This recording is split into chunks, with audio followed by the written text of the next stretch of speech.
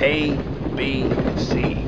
A, always B, B, C, closing. Always be closing. Always be closing.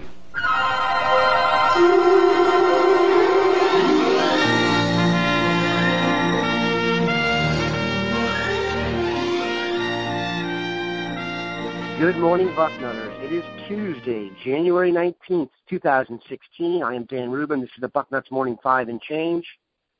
It may be frigid here in the Gem City, and I'm telling you, it is frigid. But things are hot for the Buckeyes. Yesterday was one of the greatest days in Ohio State recruiting in recent memory. We are joined today by the inimitable Duane Long to put everything in perspective and kind of go from there. Dwayne, we've talked about Benjamin Victor and Dwayne Haskins ad nauseum, Keandre Jones, maybe not as much. Kind of put in perspective what yesterday was like from the Dwayne Long perspective. Yeah, I mean, you get three elite guys, three of them on the same day, and two of them we weren't real confident about. Haskins, we knew he was going to come on board, but Jones comes out of nowhere. I hadn't even watched film of him till after I got word that he had committed, and I could not believe what I was seeing. If you didn't know it, I just put two films on side by side of he and Darren Lee in high school. Yep. You would say I can't tell which one's Lee. They're just perfectly matched as far as that's concerned. We got a guy, we're losing a guy a little early, we're bringing another one in. And here's something I really like is that he's been playing linebacker for a while. The one thing that Lee had that I think was, a negative as far as him going pro is his lack of experience, because he never played the position until he got here. So you get a guy with a little more experience coming in, same kind of body, same kind of speed, same kind of game. I think he's going to be an impact player. I see why he was ranked so high. Just great-looking football player. And to get him and that was the one that I was most surprised about. It was one of those who situations. And, when we were recruiting him, I knew he was already committed to Maryland. Thought he was just having a little fun coming up here with Haskins. And I assume they know Isaiah Prince. Well, then we get a real special guy, a bonus as far as I'm concerned. Victor, loved him since last year. He came here to camp and everyone saw him and said, "Well, this is the guy. This is the guy we need." And I love his film.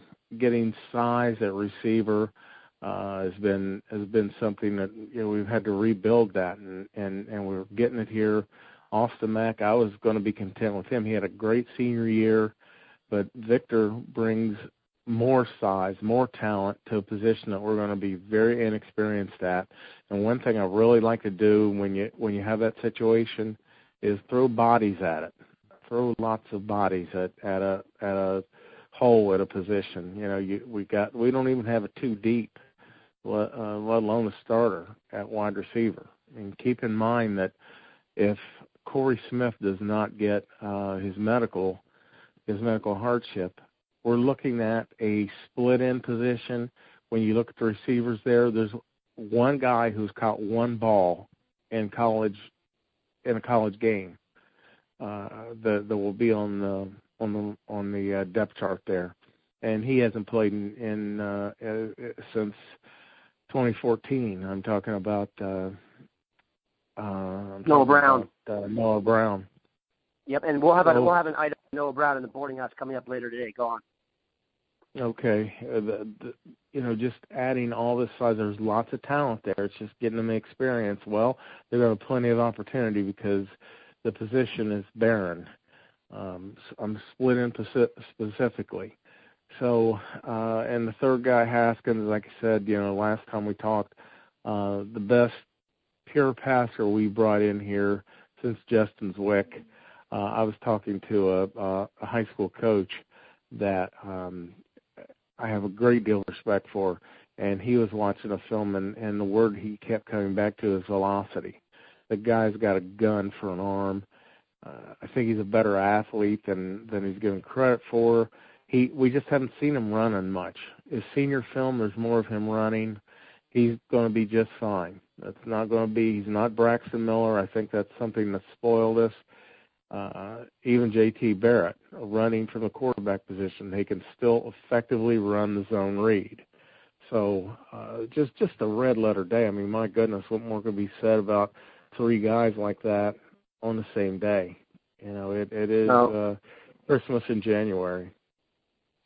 Very cool that happened on MLK Day. I don't know if that was their plan, but very cool. A little bit on Keandre Jones, if people didn't know about him. He played at Good Counsel High School in Old New Maryland in DMV.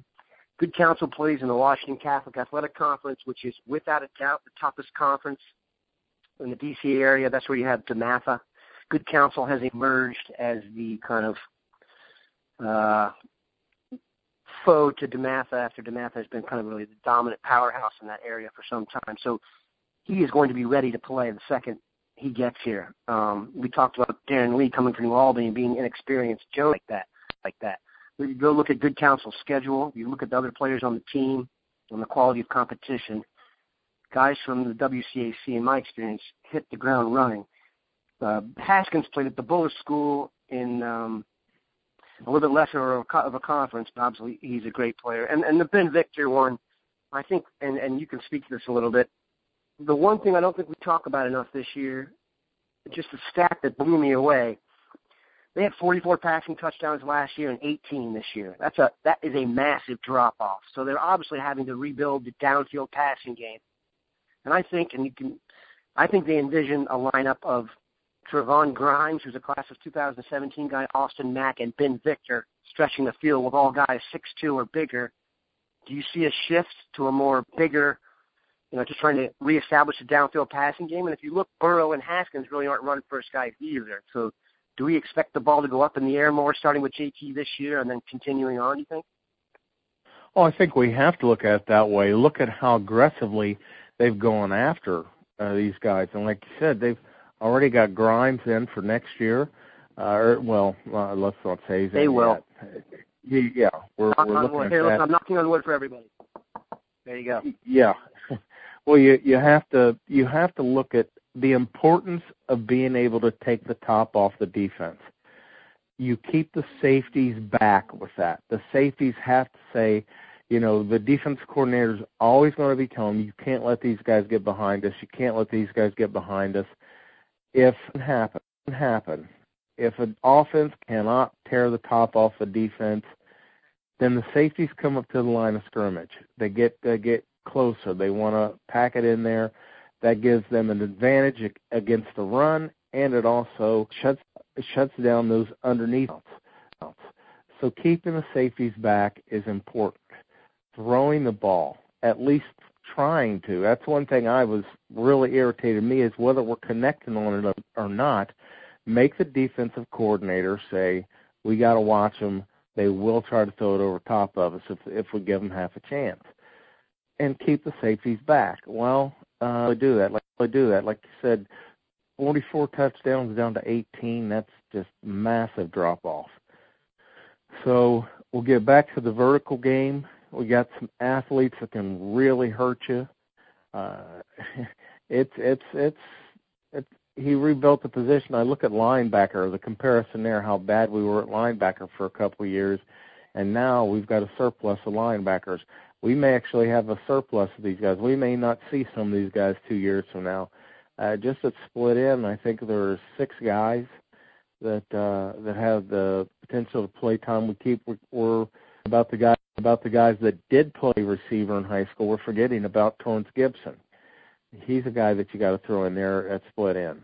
So it's the potential there. There's somebody's got to come out of it. There's too much talent at that position right now for us not to have a guy, at least one guy, who impresses, who's going to be a guy that we're going to be talking about next fall. Yeah, Gibson is like he's such an interesting player. I think, every time we write a story about him or do anything on him, people eat it up. I think we're all eager to see what he will become. Gibson's growth accelerated, I think, could have a real positive effect on next season. And again, it's another guy. If you haven't seen Gibson in person, I'm not saying he's the same guy, but Gibson could go to Halloween with a helmet on, dressed as A.J. Green, and you'd think A.J. Green was at your Halloween party. They look very similar. Very similar. Okay, obviously it was an incredible day. They aren't done yet. Signing day coming up on the 3rd, about 2 weeks away. Their main target, I think they have 2 main targets left. Two guys we've talked about a lot before we chat on them before we head out here. Rashard Lawrence, a defensive tackle out of Louisiana. And I would encourage everybody, if you have not done this already, to go watch the tape. Dwayne and I were talking about this before the show. Lawrence is not like your most high school defensive tackles that they're projecting out. Even Antoine Jackson, who I was really hoping they would get before he chose Auburn over the Buckeyes, is about 285 pounds right now. Rashard Lawrence right now looks like an NFL defensive tackle, a 3 technique even, with some great quickness. He's well over 300 pounds and has a little bit of that girth you want in the middle to take on the double teams. So I want to hear what you think about him and if you think maybe the surge of these last few days could help with him, and then maybe a couple comments on Jordan Fuller. Well, it's really what you said already is you've got a full-grown man here, an NFL body. He can play nose. That's what's great about Lawrence is he's big enough guy to play as a 1 technique right on the nose, but he's athletic enough to play the 3 technique. So he's ideal. We can move him around as we please. Pretty unique athlete. You know, as I've said many times, this is the best defensive tackle class that I've seen in all my years of evaluating players. He's special talent. And it sounds like we at least have a shot here. Getting him would be huge. We're holding off. I really like, few guys that are not on the radar. I think it's interesting that Chris Daniels canceled his visit. Chris Daniels, a defensive tackle from Texas who had a visit scheduled, did cancel it, I think, in the last day or so. Maybe, was he encouraged to? They may think that they've got their guy. They held off the junior college guy that came in that's got a very impressive film. This seems to be coming together, and maybe it does help.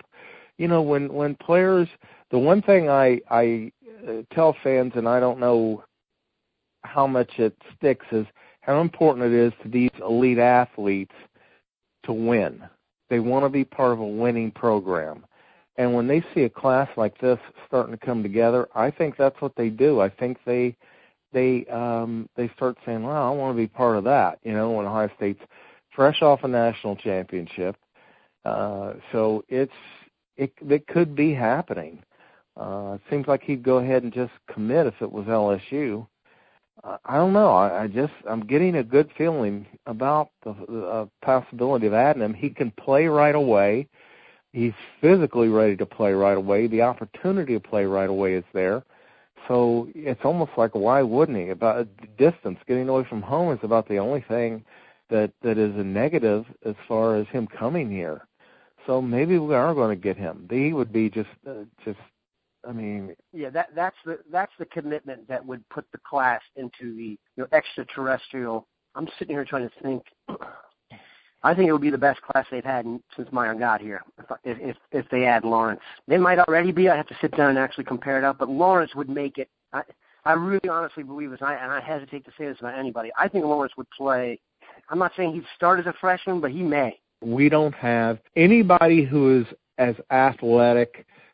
We don't have a guy. Michael Hill's the only one. I could see him team with Michael Hill as a starting tackles next year. I don't, the guy I thought Sprinkle looked good in the Notre Dame game. The guy who seems to have dropped off is Munger. He seemed to be the guy that was going to step in, and now Hill and Sprinkle have both stepped over top of him. We're talking about guys that could play. Well, they're going to be young too. Think about, we talk about Draymond Jones. We talk about Robert Landers is the one I'm thinking about. These guys, they haven't played either.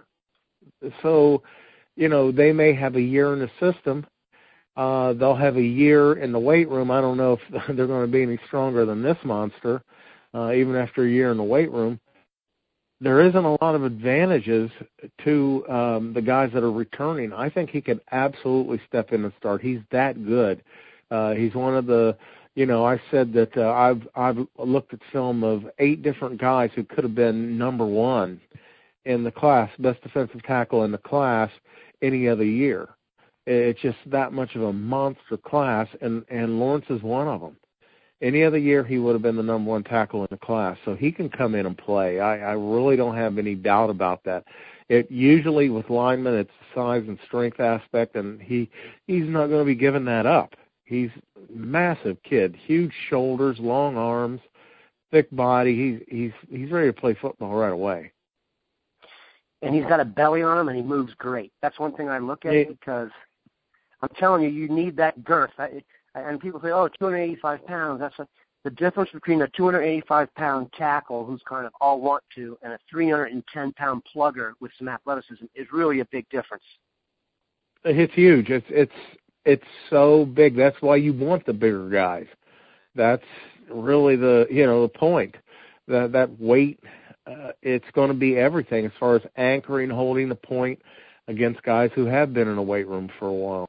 He would be just, Haskins is enough, but this guy here, he would be so important to the team. And then you look at Fuller. Fuller is one of those athletes. We almost have to play him on defense. I know that the Buckeyes were recruiting him as a safety anyway. I like him better on offense, but we lost both starting safeties. We only have 2 guys on the roster, scholarship guys, who are safeties next year. We've got to replenish that. The problem is this is a complete opposite of defensive tackle. It's a poor safety class. I really am not overly impressed with many people. Fuller would be one that I am. Getting him would be, it would take I don't think there'd be any doubt it's the best class we've had. If you break it down by position, it might look a little bit different, like last year's offensive line class. This year's doesn't touch last year's offensive line class, if you do it that way. But overall, getting talent at each position you could look at and say there's an elite guy coming in. They've got a top quarterback. Yeah, top quarterback, 2 of the top defensive ends in the country, 2 of the top receivers, the top scat back. So, they've crushed it. But the idea of adding Lawrence and Fuller is just almost Fuller, I expect to join the team. I think what's beautiful about him is, like you said, he has the size to play safety. He's almost like an Eli Apple clone, but he's another 6'1" Jersey elite athlete. And if you don't think Eli Apple's an elite athlete, go look at some of the NFL mock drafts that are coming out now. Some of them have him in the top 10. So if you don't think people in the NFL are picking on frame, look again. But he has the ability to play corner and safety. Jordan Fuller, absolutely. Jordan Fuller is, I love him with the ball in his hands. I mean, really, I'd play him at wide receiver if we could, even running back. But we need him at safety, and have an elite guy at safety. Used to frustrate me with Jim Tressel would go out and just pick any good athlete and stick him back at safety and hope that they were going to find the position. Well, this guy's elite. He can play anywhere on any skill position but quarterback and tight end. So I love what I see of Fuller. I watch his film, and I say just get him in a Buckeye uniform. Let's worry about position later. He's that kind of elite guy. We probably went a little bit long today, Bucknutters, but truthfully, Dwayne and I are not used to having a day like yesterday, so we had plenty to share with you and kind of wallow around in the happy mud here. Things have gone very well for the Buckeyes. Keep it locked to Bucknuts. If you learned anything yesterday, it's that Bill Kurlick and Steve Wiltfong and Alex Gleitman and Dave Biddle and Steve Hellwagen and Dwayne and myself working very hard. There'll be information up for you there at all times. Definitely following tightly these recruitments of guys like Rashard Lawrence and Jordan Fuller, maybe even a little stuff on DeMar Hamlin, who I think is a bit of a long shot. Have a great day, Bucknutters. Keep it locked in.